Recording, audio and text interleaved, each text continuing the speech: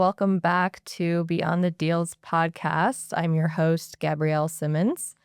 I am joined here today with Adam. Thank you so much for being here. I just realized, I don't know if I know how to say your last name correct. Kroneberger. Okay, that's what I thought it was. Yeah. Kroneberger. Long German last name. Love it. Thank you for joining me. Quick shout out to our sponsor, Builders Outlet. Builders Outlet is your go-to for cabinets, doors, windows, and trim.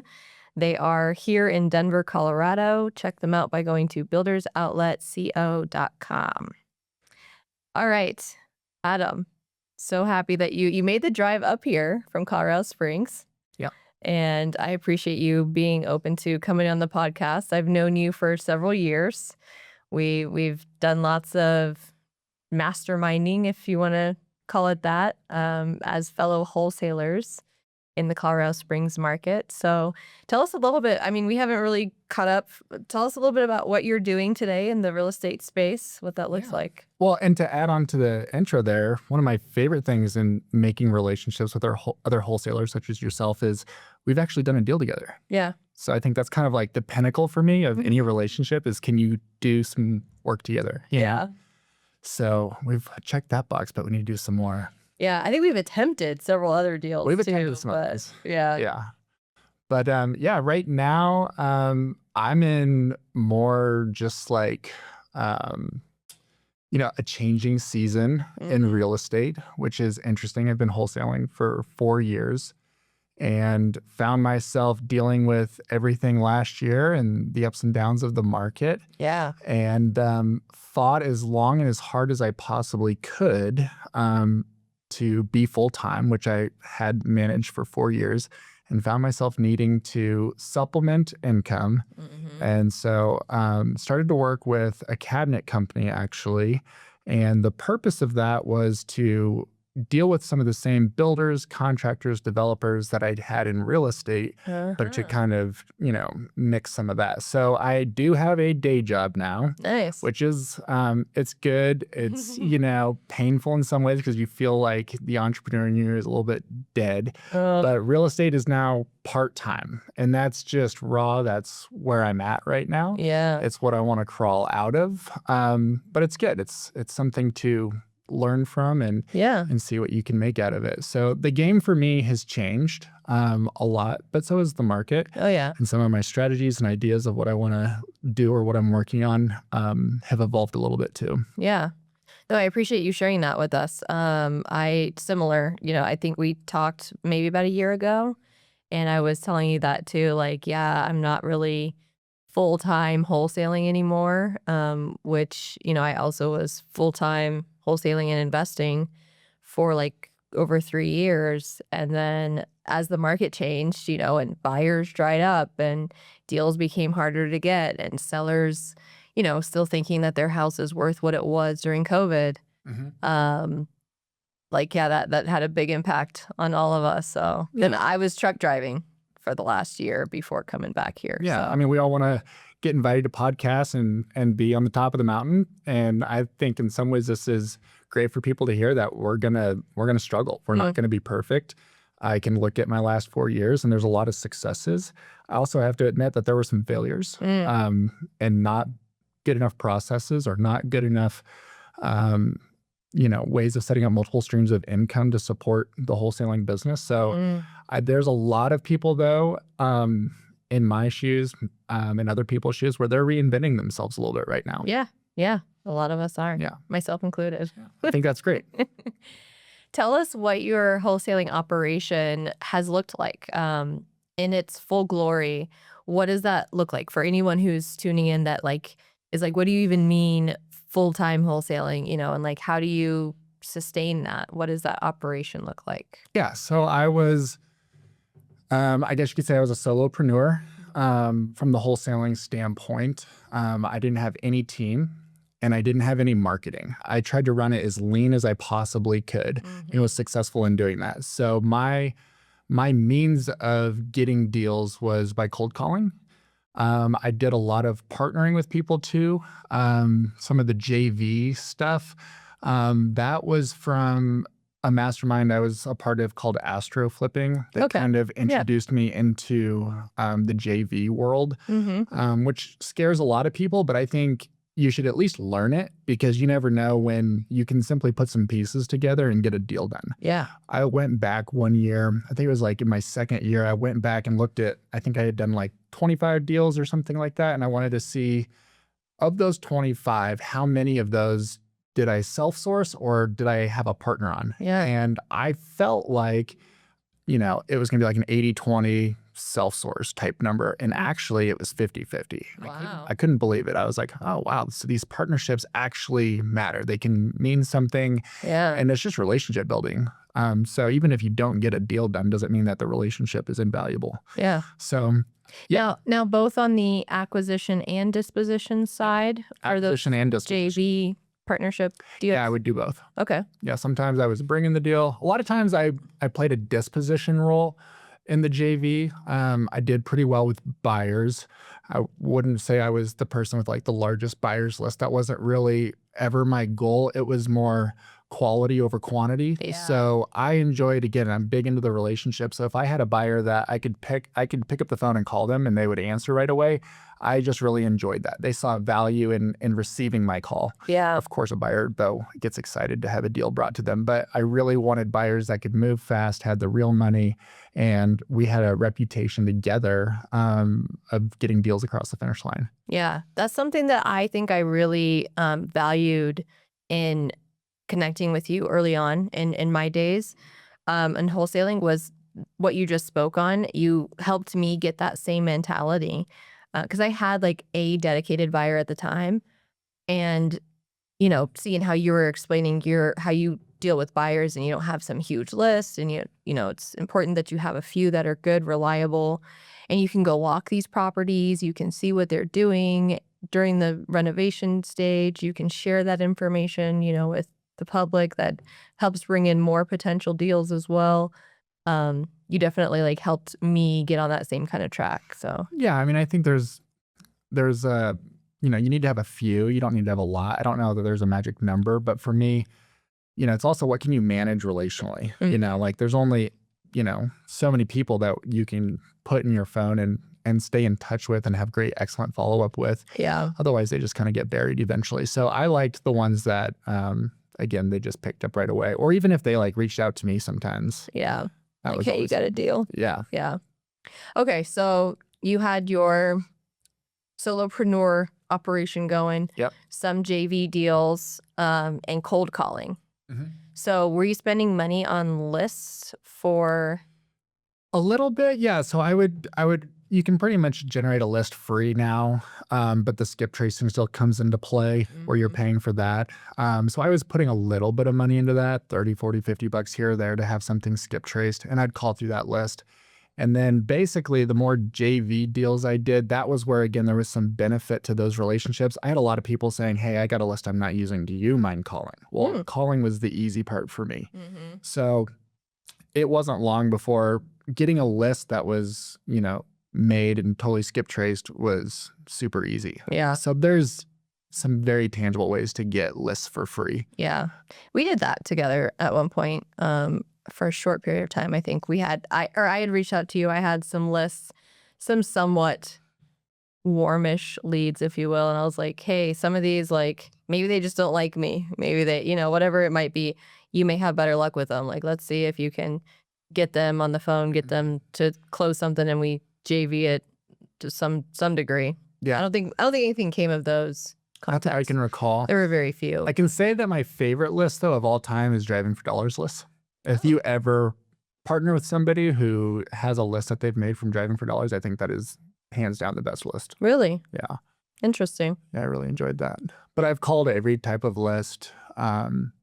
And for me, I have a extroverted personality. I can be on the phone all day long and then leave work. And the first thing I do is want to call friends and family still. So I don't really get exhausted from the talking aspect of it. But if there is a challenge to cold calling from my standpoint, it was the, being on a dialer, watching it spin, waiting for it to connect.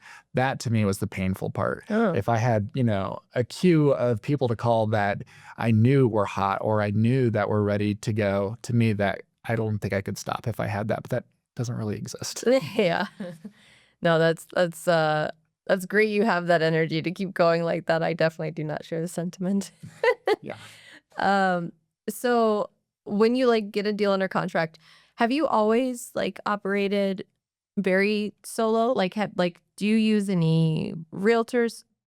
Let me rephrase. Do you utilize the services of any realtors to come in and assist with like showing houses if you're looking at anything that's on market? It seems that you've always done everything literally very solo.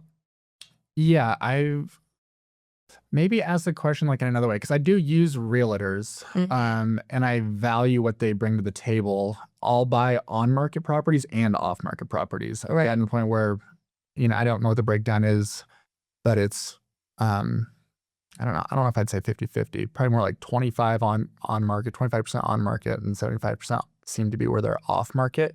But Mhm. now being part-time, I rely even heavier on realtors. I Mm. even cold called realtors before just to have them think of me first when they get a property and they're like, oh, I walked into it and I don't know what to do with it. Before Right. they list it, you want to be the person to be contacted. Yeah. So I'd say now though, I rely on them quite a bit for some of those pocket listings. Mhm. I rely on them to make offers on. I have no problem making offers through them, so I do a lot of that. Um, and then there's like the whole buyer's, brokerage disclosure that you signed and working with them. The only thing I do with that is I just make sure that it's exclusive to that one property. Yeah, yeah. Rarely do you get an agent that says I won't work with anybody unless they'll commit to me for 6 months or whatever. Oh, So I've seen it, but I obviously don't do that. I just let them know, hey, I'm doing so many transactions and can't, be commit hitched to to you. one. Yeah. Yeah. Yeah. So I've seen that. Nice. Okay. So, yeah, it's still like your operation that you mainly are the one looking for deals, making the initial connection. So, um, you haven't like built a team around your operation. It's always been you. Yep. Always been me, which Nice. is probably the downside of some of it because there's only so much you can do and you are greater in numbers. I've Mhm. had really close relationships with other wholesalers where we've almost acted as a team in some ways. Mhm. I've had some of them pay for marketing. I said I didn't market all, but I've had other people pay for marketing before, and I've experimented with that. Yeah. I did a That's stint. effective. Yeah, I did a stint with a guy. This was actually interesting. Quick story on that. I had a guy out of Kentucky, and he did ringless voice messaging. Mm. And I was like, well, I don't really run in any circles with anybody doing that. Text messaging seemed to be the thing that people were doing or Facebook ads. But I was like, hey, if it's marketing, like I'll partner with you and we'll figure something out. And I didn't even really care what the split was. He wanted to do a 60-40 split. He got 60, I got 40 because he was paying for it. But he also wanted me to do all the acquisitions and all the dispositions. Oh, And I was like, not the greatest deal. yeah. But I was like, I'm still just too curious not to try it. Let's Mhm. just see how, the phone rings basically from these. And we kind of ran together for, I don't know, 6 months or something like that. And my main concern was, again, delivering for that relationship. I want to make sure that, yeah, I wanted to make money, but I want to make sure he was in the black. Right. And he did a move and this and that. We kind of lost touch for like a month and I felt like things were a little bit weird, but I wasn't sure. And I touched base. I was like, hey, how are we doing? He Mhm. goes, well, we're okay, but I don't think I want to keep going. And I was like, oh gosh, like why? Mm. And he goes, well, I'm not really making money. And I thought we were right. I thought we were close on the Mm. black. Uh, and he said, no, I've probably lost about 10 grand. And I was like, whoa, I did not Dang. realize that was how much you lost. Can I ask how much you've spent? Right. Now tell me what we're looking at because I wasn't privy to like those numbers at the time. He said he had spent about $80,000 Whoa. In 5, 6 in about months? 6 months Wow. On ringless on voicemail no-list voice marketing. messaging. Yeah. And so it wasn't like a total loss. I mean, he wasn't mad or upset about it. It just wasn't quite as successful as he wanted. Yeah. And the numbers that we ran, it was for Colorado. It was a secondary market for him. And his other market was, I mean, he did a few others. He did Florida, he did Kentucky, and Colorado was just a little bit slower. And he didn't really know why it was not working as well as some of the other markets. Hmm. But I got to learn on his dime. Yeah. So, Yeah. and I did make money, but it wasn't wow money. Right. Yeah. And he got to at least understand this market without being the one having to pour in the time to do the acquisition and disposition. So Yeah. still a win-win. And I got to learn about ringless voice messaging, which is kind of a trip. Yeah, Yeah, really. it's interesting. That's one strategy I've never known anyone personally doing. It's weird. Yeah, not a lot of people do it. It can be effective, but you got to do that one in like large volume for sure. So we would drop, like 200 ringless voice messages an hour for a few hours. Wow. It was pretty wild. 80 grand in 6 months. Like, yeah, that's a huge marketing spend. It was big. Yeah. Okay, so tell us, how did you get into wholesaling? I don't know that I know this part of your story. Yeah, so I had a friend of a friend say, I know somebody, and it was a mutual friend of ours. He's like, he's in real estate and he needs help growing his real estate business. Oh, I do know this. And yeah, so I was like, well, what does he do? I kind of thought it was like a We Buy Ugly Houses thing, and I was going to go like have to knock doors. I didn't know anything about real estate, like, and I mean nothing. What were you doing at the time? What was I doing at the time? I think I was working for a small startup company in the Springs. Okay. Yeah. And, but it wasn't going very far, and I'd always wanted to be in real estate. So I thought, well, maybe I'll just take an interview with them and see where the conversation goes. Maybe this is my place where I can just learn. And like, I don't know if I'll love it, but maybe I can at least learn and get my foot in the door. Yeah. And when I got there, I realized it really was kind of a We Buy Ugly Houses sort of model. It was basically called wholesaling though. And the guy did flips as well. And he also held properties. So he kind of did multifaceted investing with real estate. And I was being groomed to be a wholesaler and do acquisitions. I didn't know what any of that was at the time. Right. So I kind of went through his little 2-week training and, called some of his old leads. They did a mailer once, and it was right as COVID was hitting. So it was really interesting to go like visit people for the first time ever and deal with the mask mandate stuff. Yeah. That was the start. Yeah, it was kind of wild. And then, so you were doing just acquisitions there for how long? How long did you stay there? I was only there for like 3 months. The paycheck stopped coming. So I said, sorry, I got to go. And I had to make a hard decision. Do I think I could go do this on my own, or do I have to go get a job? Right. And I had done like 9 deals in 3 months. Nice. And I thought, I didn't do any disposition with them. So I'm like, well, I know how to get the deal. And that's the hardest half the part. battle. Yeah. I'm like, I think I could probably figure out the rest. Yeah. And so I set out on my own. I got into my first mentorship, which was Astro. And that was in November.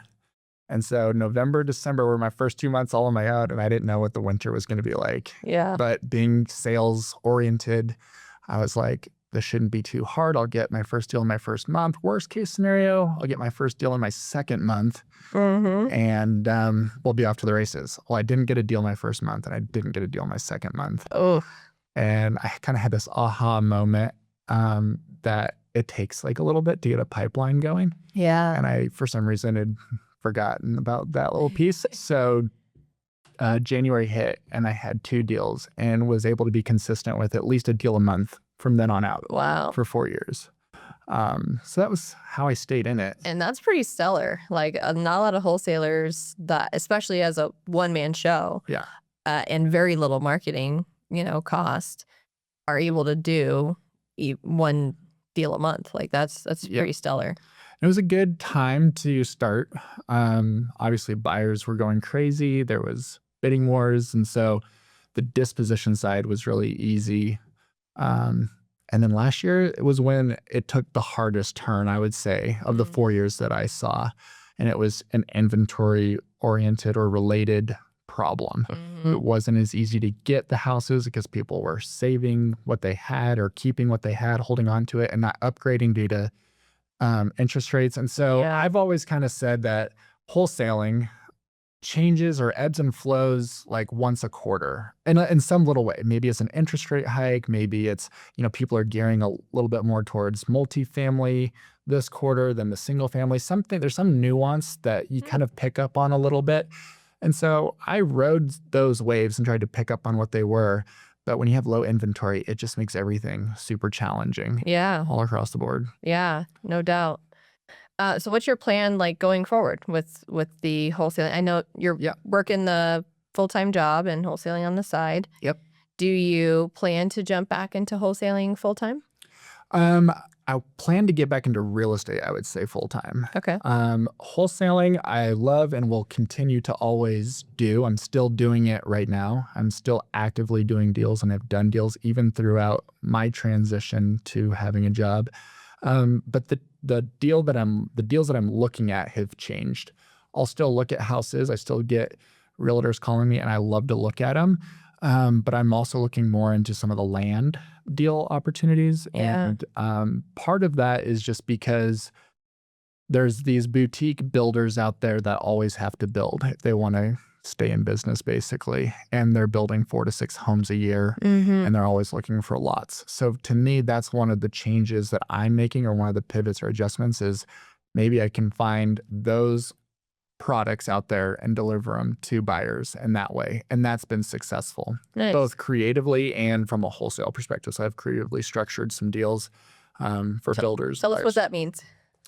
So that just means, like, instead of wholesaling your equitable interest into a deal, like when you go under contract, wholesaling is basically you're assigning all of your rights to that deal to the end buyer. A creative structured deal means you're structuring how you're going to buy something based off of payments. So maybe you put 10 grand down on a deal, and then you're making payments for the next 10 years to them. Maybe there's an interest, maybe there's not. So you kind of get really creative Yeah. on how you want to structure those terms. Yeah. And so, like the most recent land deal that I did, it was a gentleman who had a vacant lot that overlooked the city. It was a prime location in Colorado Springs, and he dreamed of building his dream home there. And I think he got divorced, and business for him and his small general contracting business, I think, was slow or something like that. And so he wasn't able to build his dream home, and he just wanted to sell the land. Mm-hmm. Well, the price he wanted to sell it for was retail. Yeah. The price that an investor wanted to buy it was actually identical to where he had bought it about 4 or 5 years ago. Mm-hmm. And so I said, hey, the only way you're going to get some investor anyways to come and buy this is if they do cash at the same price you did, which doesn't make sense because you're going to lose money, or I give you this retail price, but you have to give me the terms that you want. Yeah. And so he said, I'm not opposed to that. I said, okay, here's what we want. We want 0% down, 0 interest. You basically are in first position on the lien, basically, of the property. And once we build the house, we'll bring the material, we'll bring the contractors, we'll do the whole build up. We get paid, you get paid once this property sells. And he agreed. So we had an attorney draft up everything. That is and that's how that got amazing. put together. So he's going to make the money he wanted. Yes. What the investor was excited about is not having to go find hard money or an interest loan to go purchase this property. Yes. So that was where the deal was able to come together. That was great. Yeah. Give me applause for that one, for putting that together. Yeah, I enjoy kind of the puzzle pieces of this game. And when you can look at something differently than how everybody else is, then that'll give you some extra wins. Yeah. And it's the difference of, a few deals a year for sure. Yeah. If you can do that. Another quick story on that I had that was super interesting that I learned from. There was a property in Pueblo, Colorado. It was a vacant piece of land. And right behind it was a fourplex that was built. And it was on the exact same size of land as mine. They were like modeled.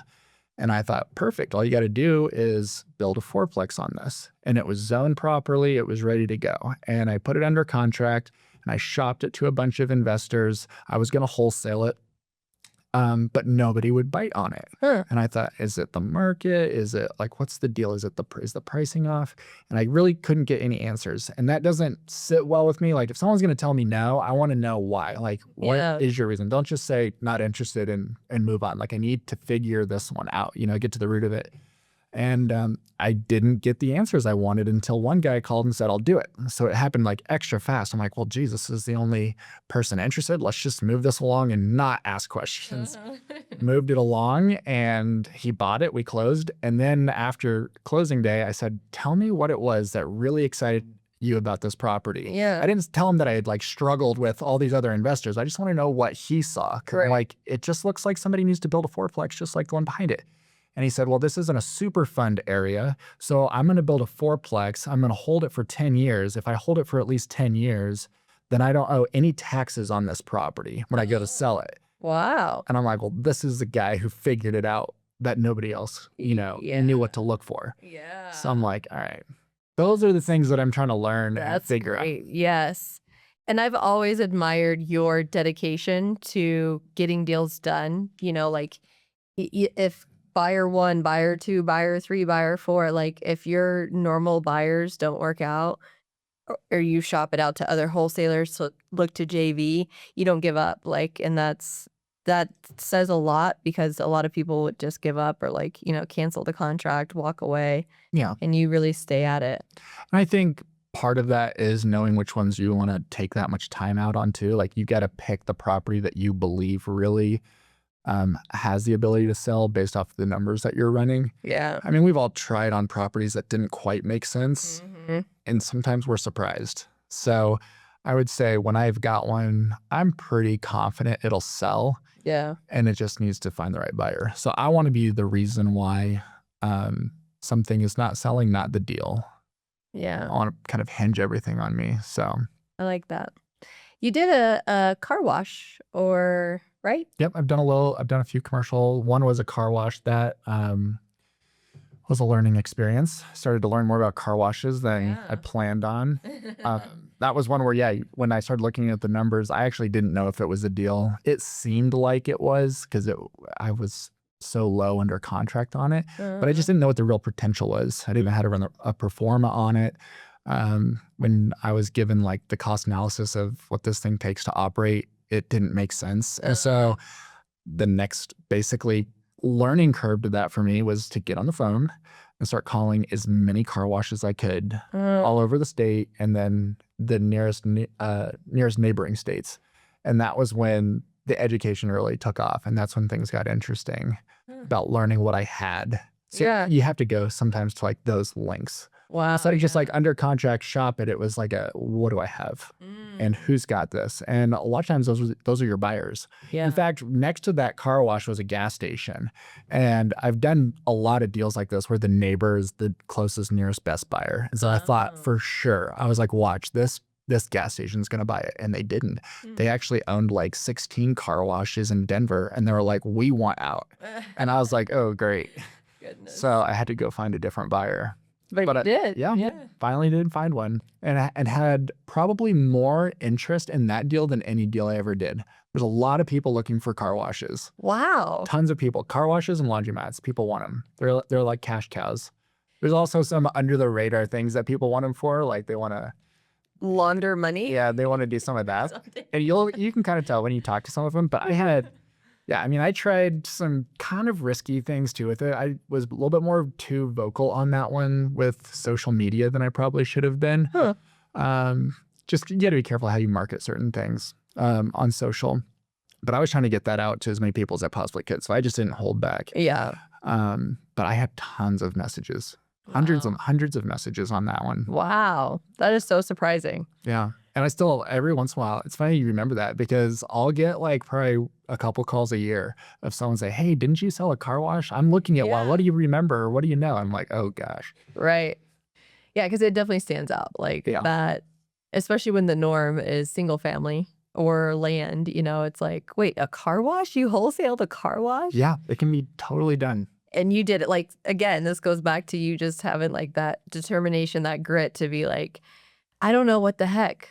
I know that I think I got a good deal on it to get it under contract. And now all of this is unknown, but I'm going to figure it out. If I got to call 5 dozen car washes to figure out the actual value, the ARV, that's what I'm going to do.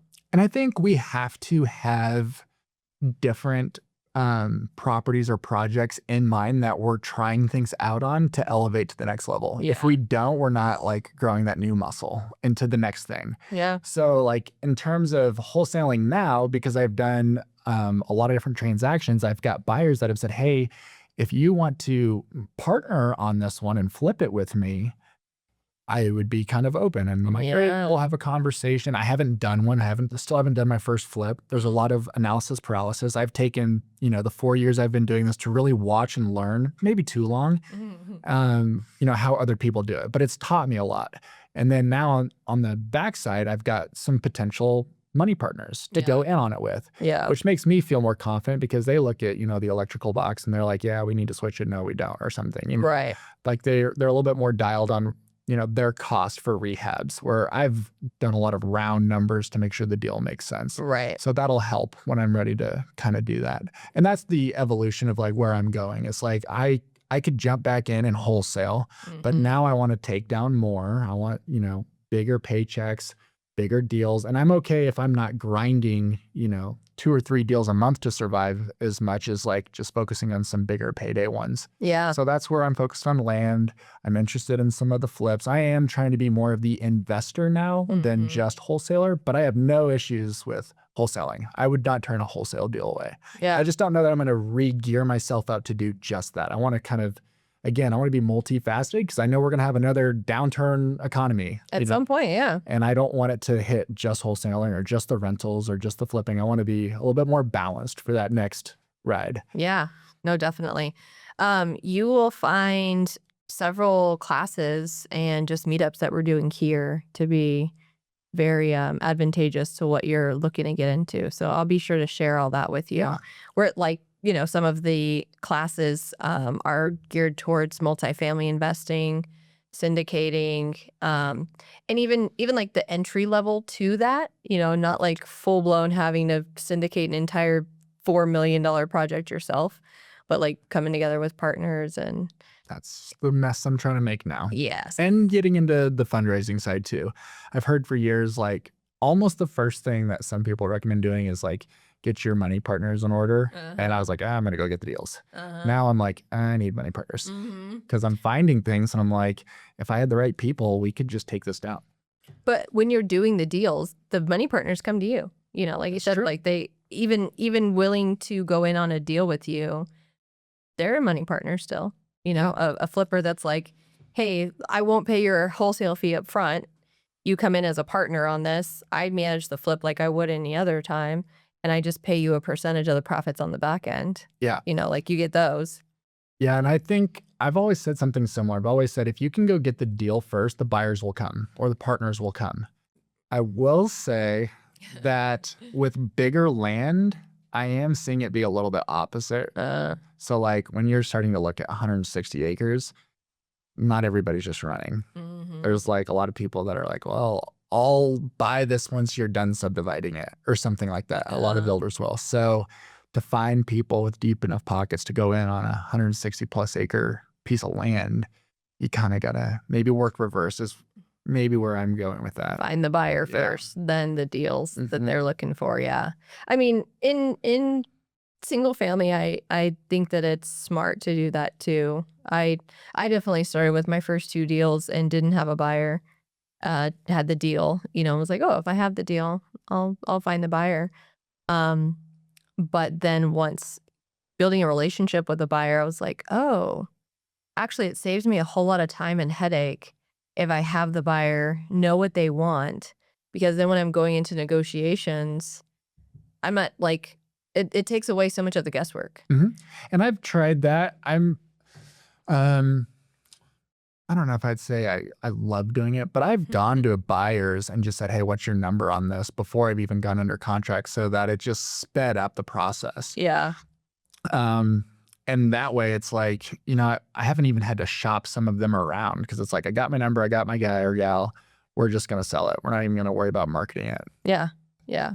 So, but I mean, Crazy. theoretically, you get a juicy, deal with plenty of spread and you can go shop it to the highest buyer. Yeah. But for speed and convenience, sometimes you need that buyer who's just like Loctite on the numbers to help you get it done. Mm-hmm. Especially with some of the on-market stuff, because I don't like to play a lot of the games with the realtors. I want them to really value my offers and for them to be right and real and clean.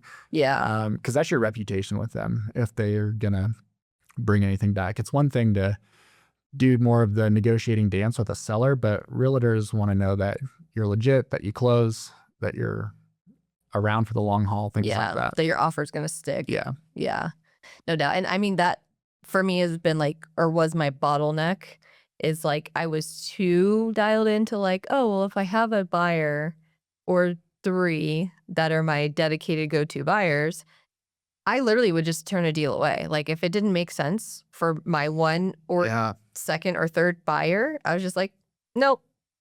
And so I did a large volume of deals per year, but they were very small deals because, I'm like sticking to just what this buyer wants. Yeah. And, whereas I could have probably done some other deals, and if I was able to lock them in at a good enough number, my buyers would want them, but I could still market them out to have a couple buyers competing for them and then get a larger wholesale fee. Yeah. And like a lot of times wholesalers get really excited about the really big buyers, the flippers who flip 20, 30 houses a year. Right. And they're great, they're nice, but they're also going to pay the least. So Yeah. a lot of times they'd be the first person I would bring a deal to just to like check it if it made sense to them. Oh. And if it did, then I knew I had a deal regardless. Yeah. Some of my favorite buyers, though, were actually like the mom and pop flippers who did one or two a year, and they did a lot of the work themselves, or they didn't have full-time crews that they had to worry about paying, and their margins were bigger, but like they were leaner in operation, speaking. And so I would love to sell to them, and they knew that they would pay a little bit more. But those were some of my favorite buyers, actually. So that would have been maybe that category of buyer that you could have dumped some of those ones off to. Yeah. And now, so we have, I don't know if you know, but Real Estate Dealmakers, our company, we have a sister company called Contractors of Colorado. Oh, I did not know that. Yeah. Andrew Lavrens is the founder of that organization. And our vision is bringing together both companies and offering the opportunity to contractors, because a lot of them have the knowledge of how to flip a property and they want to get into flipping or even just buying cold, or even for their own primary residence, but they don't really know like the investor side of things. Yeah. So bringing the two communities together. Perfect. Yeah. Then they get access to some of these deals too that our wholesalers are bringing in, and they can take on some of those deals that don't make sense for the other investors in the group. But if you're doing a lot of the work yourself, there's still great potential there. So, and that'd probably be a great group of people to make some good partnerships in, I would think. Yeah. Like those, I would love that. Yeah. That's cool. Yeah. You gotta stay involved in all the juicy things we got going on. You're such a networker. Like that's one thing I've always admired about you. Like I enjoy networking, but I also know I don't put as much time and effort into it as I would like to, because I'm more like, let's go get a deal. Yeah. But the networking is super, super important. Yeah. But you're a family man too. I mean, your time when you're not working, your time is going to being a husband and a dad. And so, yeah, that takes a lot of the time away from the networking, I'm sure. It's challenging. I've always kind of thought, what would it be like, or what will it be like when I don't have like kids in the house? And like, I might actually get some stuff done. A little bit. What is this going to do? Or what would wholesaling have looked like if I would have gotten started before kids? Like all of those people without kids, you included. There's no excuses. Yeah. I've got excuses. Real ones. Little ones. Yeah. You have Three. 3 kids. Okay. And a chocolate lab. He's kind of. So 4 kids. One's just hairier than the and they're busy. They're 12, 10, and 5. Wow. So sports, school. Yeah. Goodness. Yes. Did you grow up here in Colorado? From Fort Collins, Colorado originally. Okay.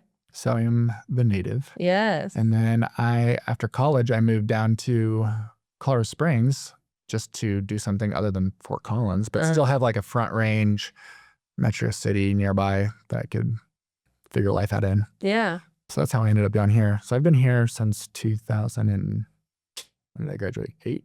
I'm old. I'm 39. 39, turn 40. About to be 40. Woo! Yeah, and experimenting with mustaches, which don't work great, but it looks good. It looks good on you. You definitely pull it off. Thanks.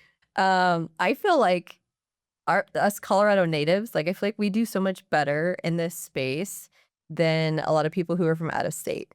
Like I know lots of wholesalers. Ooh, interesting. And every wholesaler I know that's native does better. Like I don't know if it's because people take to us better. Um, do you share that? Do you like brand yourself with that at all that you are a Colorado native? Um, I don't. I like just to casually bring it up in conversation, but Mhm. I don't feel like I have to. People in Colorado Springs are always surprised when I say I'm from Colorado. I Yeah. do think that's interesting Yeah. or surprising to me even. Yeah, it's so like not the norm Yeah. that I think people I don't know why, it's just like they gravitate to that like, "Oh, you're a Colorado native," and so I can just attribute it to like if you are from here, people here know you. And in this business that we're in, being trustworthy is super important. Yeah. And so I think that's how people kind of connect that is like, well, you're from here. Yeah. People, I've never heard anything bad about you or seen anything bad about you. And maybe I've even seen or heard good things about you. And so that goes far when your life for Mhm. decades has been here that I think gives people a little bit of extra trust of like, okay, you're not someone from another state that maybe has a record over there. And, Yeah. you came here to do this and maybe you're scamming me. Yeah, that's a good point. Yeah. I could see that. Definitely. I like to work my backyard though, like in terms of a market. And I think that's important for wholesalers. No matter where you're at, even if you like where you're at or not, Yeah. like work your backyard. Oh, yeah. Like I just think you never know what conversation you're going to bump into or who you're going to meet. Yeah. Deals happen in your backyard. Yeah. So I would say people ask me that all the time, like, where should my first market be? Or should I be remote or pick Texas or pick Florida or whatever? And I just say, go for wherever you want to work, but make sure you're including your backyard. Mm-hmm. That's all I would say on I that. think that's amazing advice. You put 2 markets to start, like, was great. Mm-hmm. And I've done a few out of state, but then you're, like, challenged with limited knowledge or information about something. It takes a little longer to maybe get that deal done than what you know about where you live. Yeah. Not that you can't do it, but it might take you a little longer. Yeah. No doubt. When I first started looking into wholesaling, I wanted to live, I was truck driving at the time, and I wanted to live in Houston, Texas. And You so, wanted to live in East. yeah. Why are you surprised by that? That's a first. Yeah. I, in traveling across the country, like it was just one of the places my grandfather lives down there. Oh, okay. And I've just always liked it.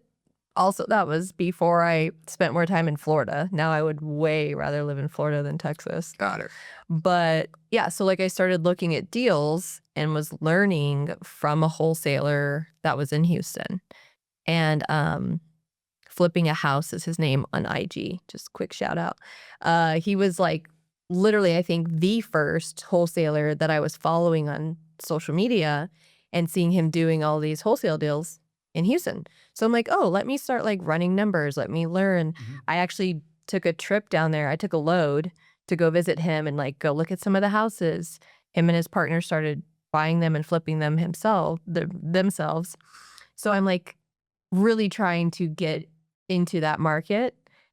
And it was probably like 2 months in that I was just like, this is so much because I know nothing. Mhm. I know absolutely nothing about the neighborhoods, what's considered a good area, a bad area, an area that's improving, where the good schools are. Like, I know none of that. Mhm. So then I defaulted back to like, all right, I don't want to live in Colorado. I didn't want to come back to Colorado Springs. I was like, but I know I can hear a zip code and I know the general value of that house. Yep. And that is so valuable. Yeah. That made it so much easier. So the moment I like turned off Houston and turned on Colorado, I started getting deals. Start getting deals. Yeah. Was the non-disclosure part of Texas difficult for you at all, or? Yeah, just the whole paperwork part. Even like, not only had I not understood running the numbers, but then I learned like, oh wait, there's all this other stuff when it comes to paperwork that like I just didn't get, and I didn't feel the need to like take the time to learn Yeah. because I'm like, I know how it works in Colorado. I don't want to waste my time trying to learn a whole new system of how this operates in another state. Yeah. Props to people out there working a remote market Yeah. or a virtual market. Like, I think that is something that's also, on the other hand, really worth doing. Like, if you're used to just working in your backyard, go pick up one virtual market to start, because you've got to figure out how to get boots on the ground. You got to figure out a whole different system and process of getting that across the finish line. Yeah. It's a trip. Now that is something I like to, for like some of my mentorship students who pay me a bunch to be like a one-on-one mentor with them for a year. That is one of the things that I like to challenge them with is like, all right, you understand the process of running numbers. You understand how to do a deal in Colorado. Let's go look as though we were going to buy a deal in Houston, Texas. And I usually use that market too, because I know it's going to be challenging. Yeah. And that's the point is like, if you can do it there, you can do it here. Totally. If you can take all this extra time and make these extra calls, talking to realtors, talking to local, whatever, you can do it here better. Yeah. And I think, and when you're talking with people and you're networking, let people know that you'll do a deal anywhere. That'll stretch you, but go figure out how that can become a reality. For example, I know a guy in Augusta, Georgia. I've never been there. I've never seen his place. He came out here and he was on vacation. And that's how I met him. I figured out he owns a brokerage and he does he's a realtor. So he's doing the listing, selling, that whole side of it, but he's also a wholesaler. So he was very interesting in terms of, figuring out the game from a realtor's perspective. Not a lot of realtors do the wholesale, and they should. But I was like, man, anytime there's ever a deal in Augusta, Georgia, like, I have the guy to go to that I would feel comfortable with. He's not the only, but he'll be like my guy. That like opens that part of the country up to me now. Yeah. And I actually did get to work a deal with him. It didn't close, but my wife was like, hey, I got a friend of a friend that's moving. And I'm like, where is it to? And it was like Augusta, Georgia. I'm like, I can do it. She's like, really? I didn't think. I'm like, yes, just anytime you hear of somebody wanting to sell or whatever, just let me know. We'll figure it out. So. Yeah. Again, like, I admire that. I need more of that you have. I need more of that. Like, I'm dealing with one right now that I mentioned to you as you came in here. Like, do you know a buyer in upstate New York? And I did say no. I'm like 3 days into it and I'm already like, all right, like, get it off my radar because it's taking up time. And I feel like maybe that's not the answer. Like, yeah, maybe we need to press in on that. Yeah, because it really is a good deal. And there's actually several deals in that one city from this one seller. I'm direct to seller, and they're willing to like owner carry 50% of it. The numbers look decent. It's just I don't have any buyers there, and so okay, I'm gonna go see if I can find one after this. Yeah, let's do it. Do another deal together. Yeah, you gotta have a curiosity of some of these things too, though. It's like, what happens if you never pick up the phone and call somebody? Like, nothing's gonna happen. Yeah. Or I love fishing, fly fishing, and so my joke with all my buddies when they're knotted up or tying something on the banks, I'm like, hey man, if your flies are not in the water, you're not gonna catch any fish. Like, you've gotta have activity, or activity breeds activity. I love that little saying. Yeah, I like that. Yeah, you can get stuck in the weeds on all the, I'm not ready for that, or I'd like just to go make a hot mess. It can be dangerous, but it's fun. I've been testing it recently. There's a development that I've been invited into on the west side of the Springs. It's up in the mountains in Teller County. And this developer was struggling with funding. And I said, I would love to help. Also haven't, disclaimer, haven't done a lot of fundraising. Yeah. And we got to figure out the legalities behind how we're doing this and that.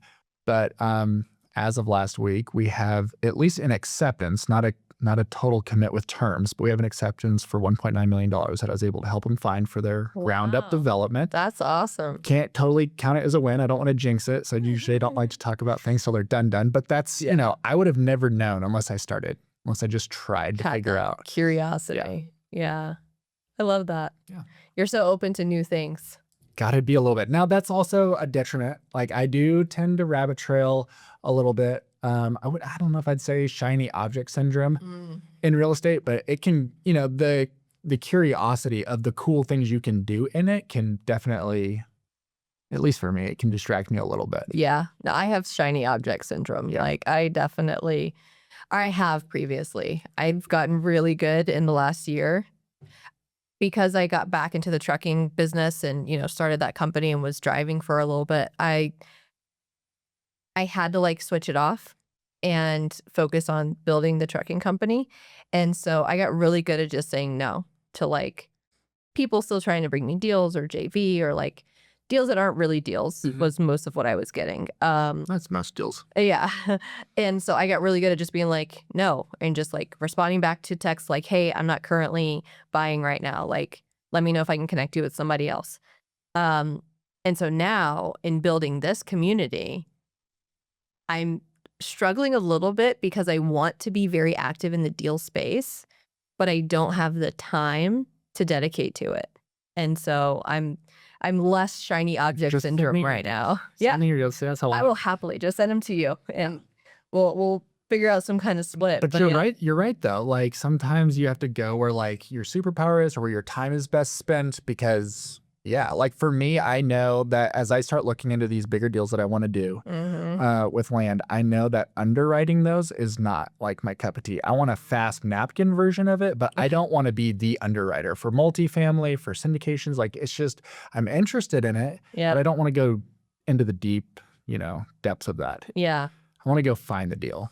That's what I'm better at. And that's where the partnerships come in, having those relationships and networking with the people who are already doing it or who like maybe that's their superpower. They underwrite. Their superpower isn't fundraising or acquiring a deal.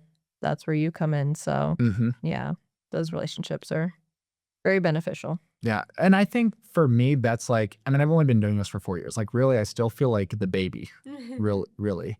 So I've taken that time to work on different deals to still kind of answer the questions of what do I like doing? And I don't know till I, dabble in this one, dabble in that one. So maybe it's shiny object syndrome, but maybe I'm just figuring out what I enjoy the most Yeah. or what I'm best at. And what do you think that is? Do you feel like I'm definitely more acquisitions focused. Again, it's like, well, I love dispositions because I like those relationships. Like, they know me, I know them. I can just talk to them whenever. But I get more fulfillment from finding that deal, putting that puzzle piece together in a unique, creative way than I do being the guy in the back that has to like run the numbers.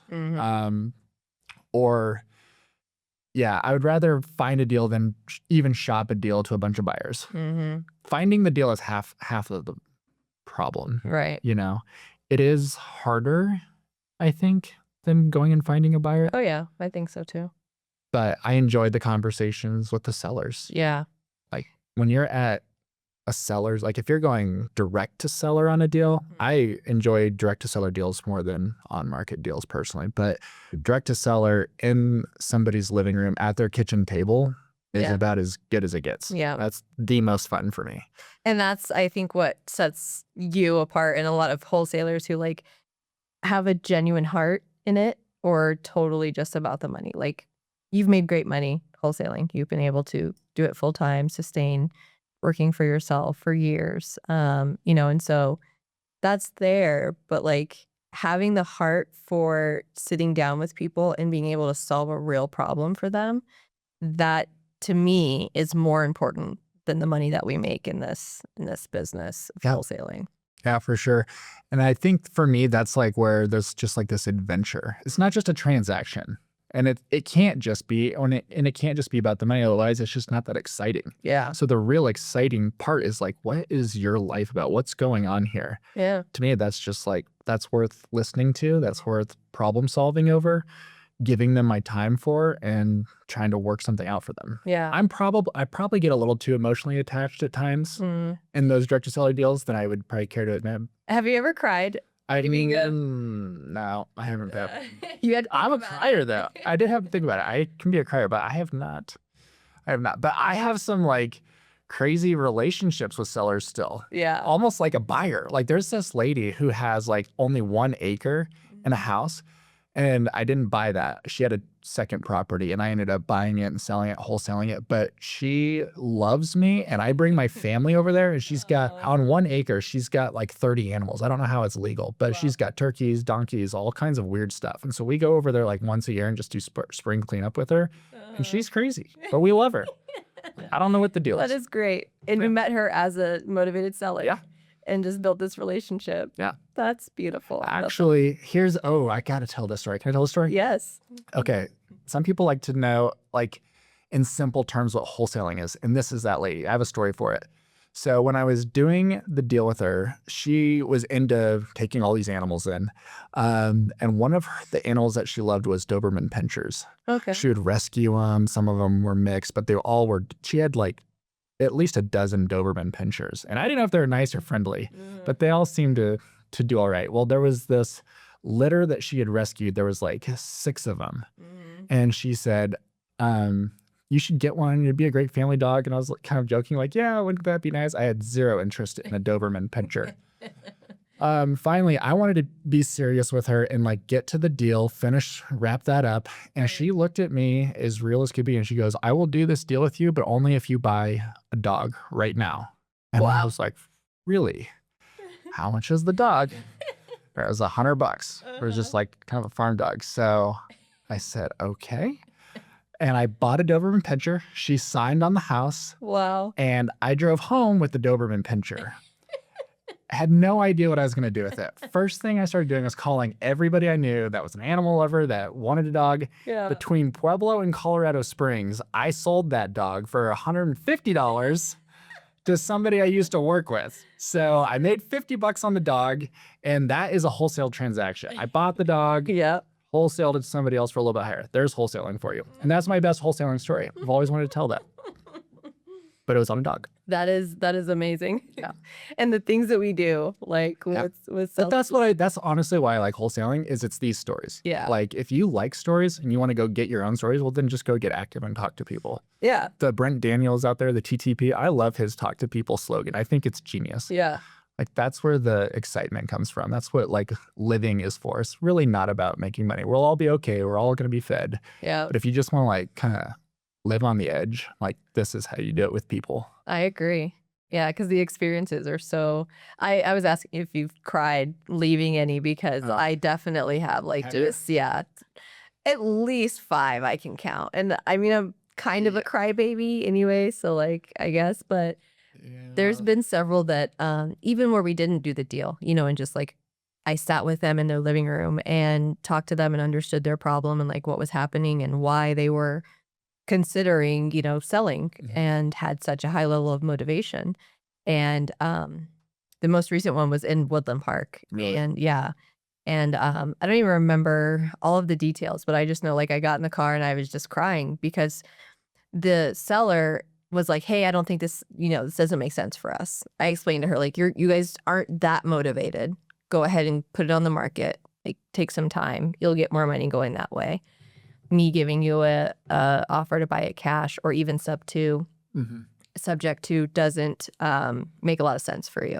So I left there knowing that we weren't going to do the deal. But on my way out, like she hugged me and she was just like, thank you so much. Like you've been just such a ray of light in all of the things we've been going through. And I was certain that you were going to come out here and try to hardball us and convince us. And, you didn't do that at all. And so her emotion in being grateful for the conversation we had, it did it for me. I was like, oh my God, like this is why I do it, to, if nothing else, be a ray of hope or light to these people, because a lot of times they don't even know that what we're offering them is an option, especially when we get creative, right? Like they don't even know that like, oh, okay, there's a way for me to make more money selling it cash and walk away with more of a benefit than feeling like they lost. Sure. So yeah, it's beautiful what we do. Yeah, that's tough. That's sweet.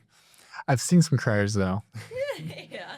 Yeah, the ones that tug at my heartstrings though would be like kids in those really rough houses that are crawling around the floor mixed with all the dog feces. Those are the ones that I'm like, oh gosh. Yeah. Those are the ones that I probably get pretty close. But yeah, for the sake of the kids. Yeah. there's some rough situations, and this really is a unique option that can save a lot of people. Sometimes people just want to get rid of something, but like there's a lot of desperate people in hard situations. Yeah. And I like when that's when you can find some synergy with realtors. Like when you can set differences aside. You're licensed, I'm not. But like when you can drop all that, it's like we're a team. Like I love when the realtor calls and is like, I'm out of options. what can you do? Right. And I'm like, well, now that you called, I'm going to do everything that I can possibly do to figure something out. Yes. You know, like I want to help you. Yes. And it's like, let's go and prove that there's this big, you know, heated contest between wholesalers and realtors. I really don't think there should be. And I think that if you can marry those two together, your business will be way more successful. Yeah. And there's a lot of realtors right now as things are changing. Again, interest rates not really going down. People still holding onto their houses. There's a lot of realtors that are looking into wholesaling. Oh, yeah. They're adding it to their tool belt, and they should. Yeah.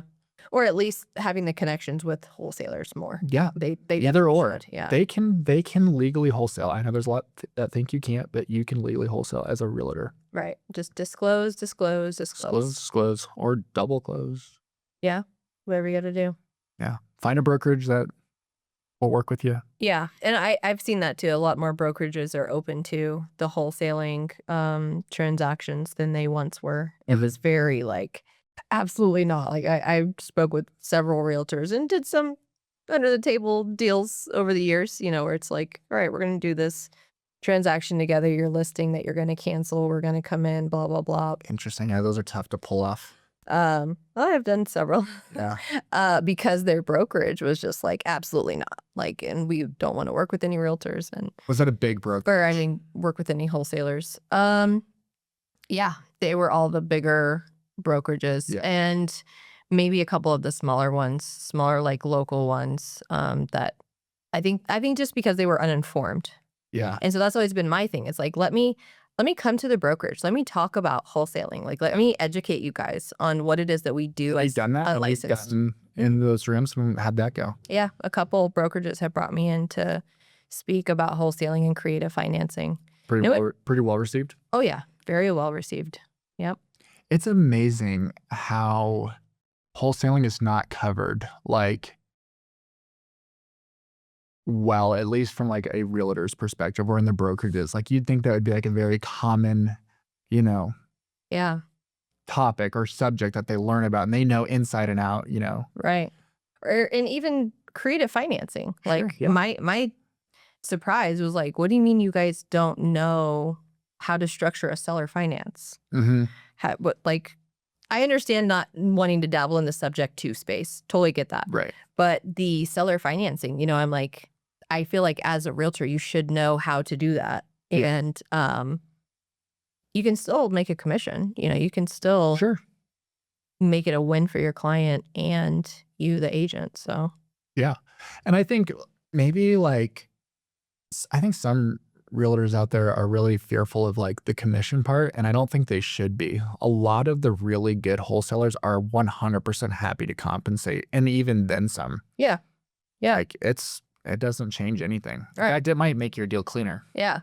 I'll still pay you. That's what I tell realtors. Yeah, like, guys, I'll do the deal. I can take it from here. You'll still get paid. Exactly. And if you win, then they're going to believe you. Like that's like that motivation to get it across the finish line. It's for the relationship. It's not for the money. It's like, I'm going to show such and such person that I was legit, I was real, and this closed clean. And there's been several times where the realtor makes more on the deal than I did. Great. If I promise the realtor, like, hey, I'm going to give you $5,000, you know, usually there's some negotiation that happens there, at least for me. Like, I'm never going to walk into a situation with a realtor on either end and be like, yeah, I'm going to guarantee you 3%. Because a lot of times we're getting creative and there's not a lot of spread for that, for me to promise them 3% of the purchase price. Right. So if anything, there's been times where I'm like, yeah, I'll give you $5,000, you know, flat rate. And I might, after some negotiations back and forth with the seller, I might end up just making 2 or 3. Yeah.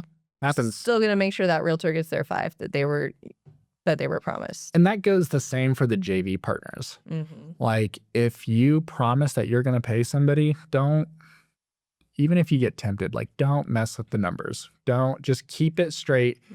It'll save you so much headache and heartache in the long run. I had a guy that brought me a deal. We still do a lot of deals together. He's out of Denver. And it was $120,000. Assignment? It was the largest deal I ever did. Wow. and I had to cut him half. Mm-hmm. And it was a little painful, if I'm honest, but I was like, this is the right thing to do. Yeah. Wrote the check and I sent it to him. And if I had to add up the amount of deals that we've done since that one deal, it would eclipse that. Right. And I'm like, why did I even let myself get like little butterflies even over that? Think about it. You know, like you just do it. Wait, so you were paid the 120, I was paid the 120. and then you had to pay him his 60 after closing. Yeah, he wasn't involved in the contract at all. Gentleman's agreement. I love it. He brought the lead. I love it. And I knew that the lead came from him. Yeah. And I'm like, all right, this goes to him. You agreed to 50-50, and that's what He you agreed. freaking give. I love it. And that is my biggest. He was so excited. I bet that was my biggest reason for building what we're building here, Real Estate Deal Makers, is I want to have a community of people who are trustworthy. And I know my people who are trustworthy. I know my people who I've built these relationships with for years. And early in building a new relationship, I can typically tell, like, you know, are you the type of person who's going to collect your 120 and then go tell this guy like, oh no, man, I only made 60, so here's 30. And I see it too, like with buyers. So like, I get a little sensitive on this. Like when I'm working with wholesalers a little bit, is like if a wholesaler has a deal, they were the acquisitions person and they bring it to me as a disposition. Yeah. There's like two different ways that can work with the acquisitions person. You can either say, hey man, give me exclusive rights and we can go down the whole paper trail or whatever to document that this is how it's going to go. I'm the only one that's going to be allowed to dispo it. Or what most of them do, because like if you start making all these relationships with wholesalers, you're not going to get exclusive rights on everyone. So they're going to want to see if they can go have, you know, success finding the buyer, or if 6 of their other friends end up on the dispo side finding the buyer. Right. When I'm one of the 6 dispo people and I'm the first one to bring a buyer, I do kind of sometimes want to be entertained first and to just have the deal wrapped up. Yeah. Sometimes those acquisitions people will be like, well, great, thanks for finding one. Now I want to go see if I can go find higher. And I'm like, man, like throw me a little bit here for being fast, being prompt, you know. Yeah. So like sometimes I think we got to honor some of that a little bit. And not that everybody deserves it either to be like treated exclusively, but like sometimes you got to help each other out. Yeah. And I think that goes to like the relationship, but also like setting your own boundaries. Yeah. You know, I've made it very clear to a lot of people, like, don't bring me deals if I don't have first right of refusal. I don't want to entertain it. I don't want to waste my time. And 9 out of 10 people turn around and walk the other way, understandably so. But if we have a relationship and you value my time, you're not going to have a problem with that. You're going to like, okay, first right of refusal, I'm giving you 24 hours. If you want it, it's yours. If you don't, that's fine. I'm going to move on to the next buyer. But that's a requirement that I set. And I don't do first right of refusal, so that's interesting. And so that's something that you've successfully implemented to where people know that when they bring you something, you're first, and you know that. Yeah. And I see that with a lot of the buyers that I've built up, the big buyers especially. Yeah. They're like, I'm not even going to go to your open house if there's anybody else there. Yeah. That's where I learned it from. Yeah. One of my best buyers, he was like, yeah, bring it to me. He's like, I'm going to be straight up with you. I'm going to tell you if I'm interested when I first see the numbers. I'm going to do a little digging, maybe do a quick inspection, whatever. I'm not asking for a whole lot of time, but give me my time and can I have this deal really, or am I competing with a bunch of other buyers on this? I don't want to compete. And so what I do with a buyer, let's say you're my buyer, what I do with somebody like that is I know you're real. I know you close. I know the money's secure, all the things. You're not going to be my first call, even though you want to be the first. Oh. So you're going to be like call number 4 or 5. I'm going to see who 1, 2, 3, 4 kind of say with the numbers. And then if I'm like, okay, of those 4, I've got 1 interested, then I'm going to put the pressure on that one person. I'm going to say, hey, do you want this or not? And I'm going to gauge if they're serious. Obviously, I picked them because I know they take longer or whatever the situation is. Yeah. If they say they can't quite commit and they're thinking like 3 or 4 days from now, that's when I go to you and say, hey, got a deal. And you're like, great, thanks for bringing it to me first. And I'm like, yes, it's hot, it's fresh, or whatever you want to call it. First to you. And you're like, I want it, but I want it for less. I'll see what I can do. Well, that first buyer that I went to comes back, we'll do the deal. Great. Oh, So like I've kind of already played like where the numbers are at with 2 or 3 people first. yeah. No, I like That that. can close as well. They're not maybe iffy people. They're just maybe they take a little bit longer, but I'm hopeful that they're maybe a little bit more aggressive with their spend. And it all depends on where somebody's at on their deal flow. Like, Yeah. do they need one? Is there's stuck on the market, which a lot of people's are stuck right now. Yeah. So your great big buyer, that's why you need to have more than just one. But like your great big buyer might have 6 properties stuck on the market right now and they just can't buy. Yeah. They're good at closing, they're good at buying, but you need somebody who can make maybe today's deal work. Yeah. Yeah. No doubt. No, I like that. I like that strategy too. Yeah. Maybe it's not your first call. Yeah, it's like a game. It's like you're reading the buyers. You don't want to like play them hard, but it's like, I want to know what you're thinking. Yeah. And in which order do I contact who and for what reason? Yeah. Sometimes I'm like, oh, this is a nightmare deal. Like, and I can only call one person. So maybe it is actually go to my person who wants to be called first. Cause I'm like, Yeah. I can't show it to 3 people, let's say. Like homeowner won't let me in again. Right. So I got to go to the one person that can close sight unseen. Yeah. Sight unseen buyers are like, seeing my that's entire the whole buyer. Yeah. Yeah. Got to have some sight unseen buyers in your back pocket. Yeah. Yeah. Exactly. But when you're working those like JV deals, like maybe that's something that you just like, hey, if I already brought you a buyer, like, Let's do it. yeah, like don't like I'm not cool with that. I'm not even gonna go and look for a buyer and spend my time if you're going to shop it after I've already got a buyer. Yeah, So I don't like give those me some games. period of time, give me 2-3 days, whatever.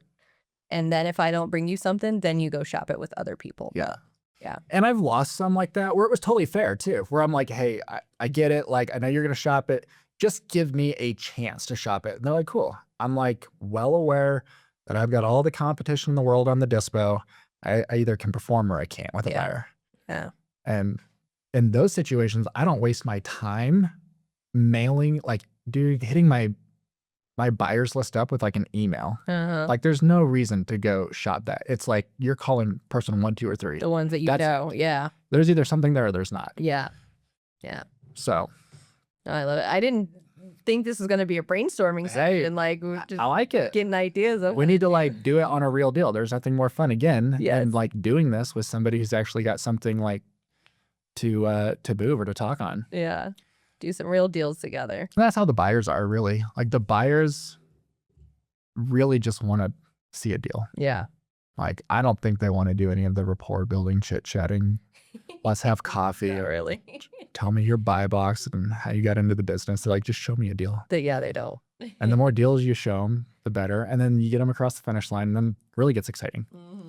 Yeah. So- Then they're like, all right, let's have coffee. Let's go to dinner. But I'm applying the same sort of like wild mess that we're talking about with like buyers and sellers and single family homes to some of the bigger stuff that I'm moving into with like land, which I don't know a lot about. I've done a few land deals, but I'm not like land expert. Yeah. I'm not land trained. I Right. haven't developed anything. I've called planning and zoning a lot, Mm. like that's where you start to figure things out. Or I start to talk to the neighbor and how did you split yours up and when did you do it? But when you just take that approach of let's just go create mayhem, then it slowly comes together and you don't have to make all those calls a second time. Like you don't have to go reinvent the wheel again and again on each one. Yeah. Yeah. But- I love it. You're making a mess, but in great things. Trying. I'm just trying. I love it. Yeah. Love it. I guess we better wrap up. I Yeah. have enjoyed our conversation and thank you so much for being here with me today. Yeah, thanks for having me. Yes. Do you want to share how people can find you if they want to connect with you? I know you are on Facebook. Yes, Adam Kroneberger with a Yeah. K. That was a sad story. I had my Facebook hacked a couple years ago and literally lost everything. So I have a new Facebook. I'm on Facebook and Instagram. Pretty much just search me. Instagram is Adam_Kroneberger. My last name is spelled Kroneberger. And then Facebook, Adam Kroneberger. So Yeah. I'm on there. 3 kids in a chocolate lab. Yeah. So you can find me. Yes. Awesome. Love it. Thank you for being here. If you guys want to come to our next, well, this will be out way later. Never mind. That's it for today's episode. Thank you guys. Peace out.